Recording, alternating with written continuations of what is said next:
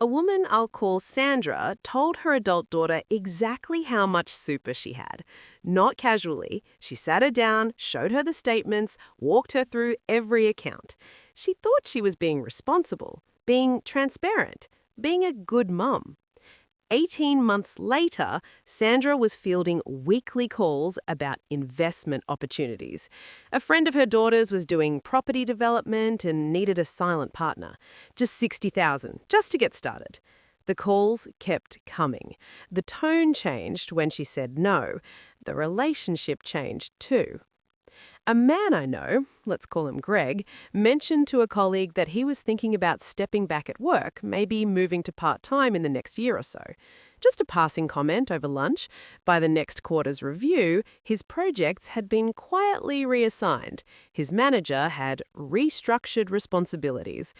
His pathway to a role he'd been working toward for 3 years evaporated. Not dramatically, not with any conversation, just slowly and invisibly, the way these things always happen. Neither Sandra nor Greg made reckless decisions. They were just honest with people they trusted, and that honesty cost them in ways they didn't see coming and couldn't fully undo.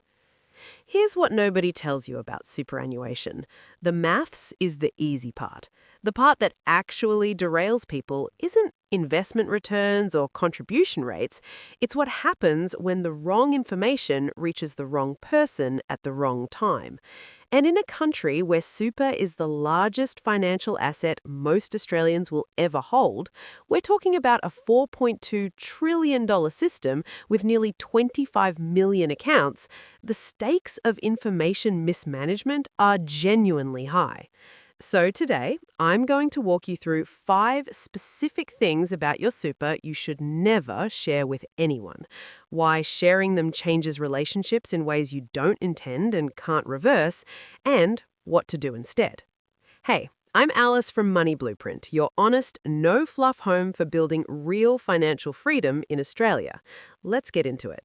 Number 1, your actual super balance. This is the one most people violate without thinking, usually with good intentions. You're at a family gathering, someone brings up retirement, you mention a number, or a friend asks how you're tracking and you tell them. It feels like openness. It feels like nothing. But here's what you've actually done. You've created what I'd call an expectation anchor in that person's thinking. From that moment forward, they're not relating to you the way they were before. They're relating to you through the lens of that number. The average Australian super balance right now sits around $154,000, according to APRA's most recent quarterly data. But that's the average, pulled up by a relatively small number of very large balances. The median is much lower, which means if you're sitting on $400,000, $600,000 or more, you are in a significantly different position from most people around you. And when they know that, consciously or not, the dynamic shifts. I'm not saying people around you are malicious, most aren't, but human psychology is predictable. When someone knows you have substantial resources, their assessment of what you can afford to do for them changes. Loans get requested that wouldn't otherwise be asked, investment pitches get floated, family dynamics around inheritance start to activate earlier. The person asking might not even recognize they're doing it. The behavior pattern runs largely below the surface. ASFA's data shows that a comfortable retirement for a single Australian requires around $595,000 in super at age 67. For couples, closer to $690,000. Most people aren't there yet, and most people know they're not there. If they know you are, or you're ahead of them, that gap becomes something. It might become admiration, it might become resentment, it might become a request framed as just helping out. You can't fully predict which. The only people who need to know your actual super balance are your financial advisor, your accountant, and your partner. People who are either legally obligated to act in your interest or whose financial future is directly tied to yours. Everyone else gets a vague answer or a redirect. That's not secrecy. That's good information management. Number 2, that you're planning to retire, reduce your hours, or leave your job. This is the one that catches people who are otherwise financially careful because it doesn't feel like a financial disclosure. It feels like sharing life news. And there's a very natural human impulse to share life news, especially when you're excited about it. But the moment your employer or anyone connected to your employer knows you're planning to leave or wind down, the economics of keeping you invested in fully change. From a management perspective, this is simple, rational calculus. Resources, projects, bonuses, and opportunities get directed toward people with longer runway. It's not personal, it's just incentive logic. Think about what that actually costs. Annual bonuses and professional roles in Australia commonly run anywhere from $10,000 to $50,000 or more. Vesting schedules on long-term incentives, share schemes, or deferred compensation can represent hundreds of thousands of dollars in accumulated value depending on your role and tenure.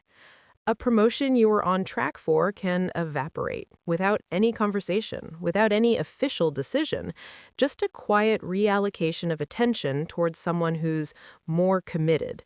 The pattern I described with Greg at the start of this video is not unusual.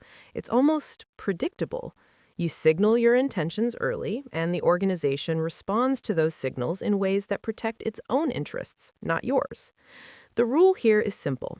Before you tell anyone at work about your plans to retire or reduce, work out exactly what you still need to capture: your remaining bonus cycles, your vesting dates, any long service leave entitlements, any salary sacrifice contributions that need to be completed.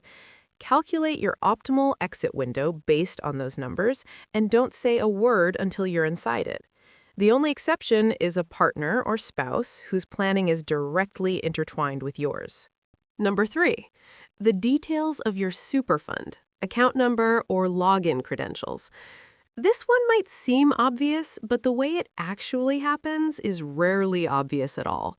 It doesn't start with someone asking for your super login directly. It starts with a phone call from someone claiming to be from the ATO or your super fund, or an email that looks almost exactly like the one your fund sends, or a relative who offers to help you sort out your super and just needs to log in on your behalf to check something. The Australian Tax Office and the Australian Competition and Consumer Commission have both flagged super fraud as one of the most significant and growing areas of financial crime targeting Australians. ASIC's Money Smart database shows super scam losses in the hundreds of millions annually in this country. And the Identity Theft Resource Center's data across comparable markets consistently finds that the majority of financial identity theft cases involve someone the victim already knew, not a stranger, someone already in their life. Your super fund will never call you and ask you to confirm your login credentials or transfer your balance anywhere. Your super fund will never email you an urgent link to verify your account. And if a family member or friend offers to help with your super in a way that requires them to have access to your account, the answer is no, regardless of the relationship, regardless of how the offer is framed. If you do need to share access for legitimate purposes, estate planning, for instance, do it through formal legal channels with a properly structured power of attorney, not by handing over a password. Number 4. Any plans to access your super early or make significant withdrawals. There are legitimate reasons to access super before preservation age in Australia: the compassionate grounds provisions, severe financial hardship, terminal illness. If any of these apply to you, the process involves the ATO or your fund directly, and the people who need to know are your financial advisor and your accountant. Full stop. But what I'm really talking about here is a specific dynamic that emerges around larger withdrawals at preservation age, when people actually start drawing on their super and the money becomes visible to others in their life. The moment people around you know that you have liquid access to a significant sum, the pitch window opens. Not dramatically, often quite gently. A family member mentions a business idea they've been working on. An old friend resurfaces with a property investment they're putting together. A neighbor's son has a startup that just needs some seed capital. Each one is framed as a favor to you, letting you in on something, giving you a chance to benefit. What's actually happening is a predictable response to the knowledge that you have accessible money and, statistically speaking, you might feel the social pressure to use it to help people you care about. Setting clear, stated boundaries early, with yourself and privately, about what your super is for and what it isn't, is protective. This money is for retirement income. It is not for investment pitches from people outside of formal professional context. It is not for family loans that will almost certainly create more damage to the relationship than the money was ever worth. Keeping those boundaries intact starts with not broadcasting the access you have. Number 5. Any financial stress or uncertainty you're experiencing with your super. This is the one that goes the other direction from the rest of the list. And it's easy to miss because the instinct to share it comes from a completely understandable place. 61% of Australians say they're not confident they'll have enough super to retire on, according to Finder's most recent data. That anxiety is real and it's widespread. And when you're carrying that anxiety, it's natural to want to talk about it, to process it with someone you trust, to see if they're feeling the same way. The problem is that when you share financial vulnerability, particularly around super and retirement, you open yourself up to solutions you didn't ask for and can't always evaluate clearly. Advisors who aren't licensed, schemes that promise to boost your super significantly in a short period, products with embedded commissions that benefit the seller far more than you. In Australia, unlicensed financial advice is illegal, but the gray areas around what constitutes advice are real, and plenty of people operate in those gray areas with genuine confidence that they're helping. The other risk is more personal. When people who care about you know you're financially worried, they sometimes make decisions on your behalf that feel helpful but aren't. Lending you money in ways that create obligation, stepping in with support in ways that create dependency, or simply treating you differently in ways that affect the power balance of a relationship you valued when it was equal. If you're genuinely anxious about your super, the right move is to sit down with a licensed financial advisor who has a fiduciary duty to act in your interest.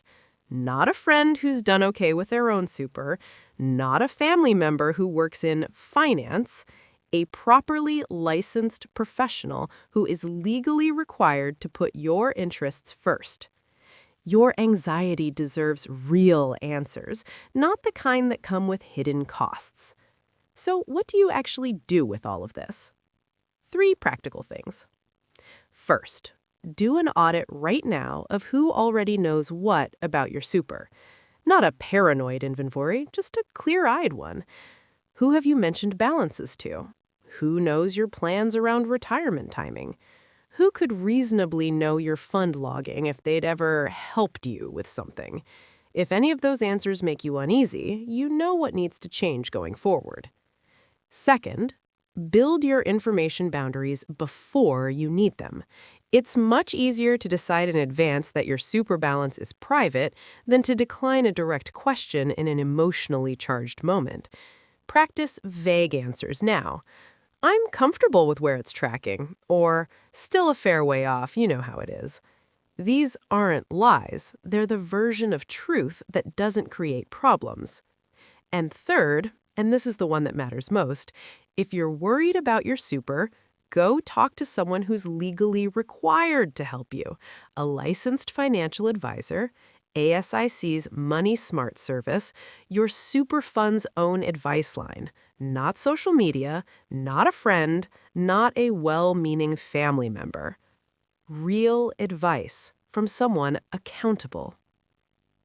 Superannuation is the largest asset most Australians will ever build, a $4.2 trillion system sitting there, growing quietly across nearly 25 million accounts, waiting to become the foundation of how millions of people live in the second half of their lives. That's worth protecting, not just through smart contribution strategies and the right fund, through smart information management too. the financial part of retirement planning is actually the easy part. Keep your mouth shut about the rest. I'll see you in the next one.